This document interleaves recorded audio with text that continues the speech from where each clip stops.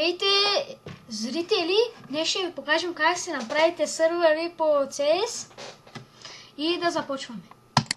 Влизате в HLS, червеничкото тук.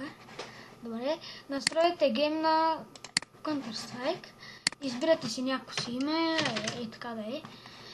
Избирате си мап, да е Dusty, интернет си избира, Mapplayer си избирате интернет, предполагам, не искате да си играете самички и избирате не повече от 20 на Mappliers, защото ще ви бъгва. Избирате си упод порт адрес и една пароличка, лесничка да е, айде до 6, айде до 9, да е. И слагате на Valve Anti-Chat тикче и стартирате сървъра. Тук малко излиза такива неща. Хайде де. Добре. И това трябва да излезне тук. Влизате в Continue. Най-долното Allow Flash. Настройвате на End-Out за фенерчето ви.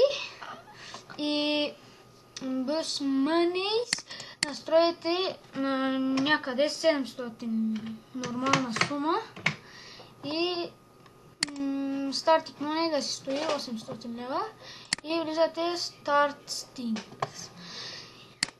Тук настрояте Pliers, тук това нещо тук, третото и разбира се слагаме тикче на Pliers, защото настроихме на Pliers, махаме това и си копираме сървъра.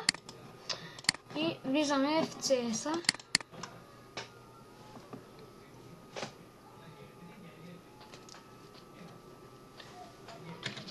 И влизаме в Controls.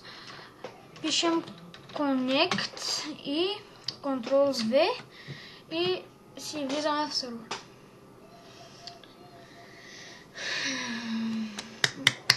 Когато влезете, аз предпочитам терорист, ама без да искам да влезем.